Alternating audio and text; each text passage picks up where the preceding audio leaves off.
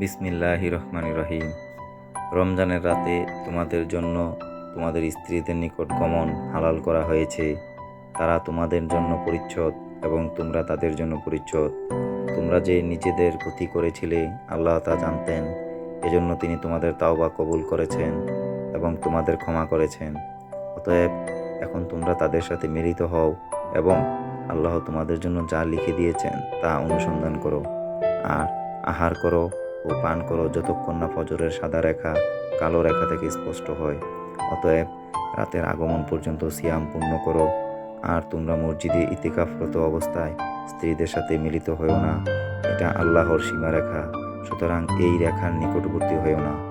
আল্লাহ মানবজাতির জন্য নিজের আয়াতসমূহ বিস্তারিত বর্ণনা করেছেন যাতে তোমরা মুক্তাতি হতে পারো।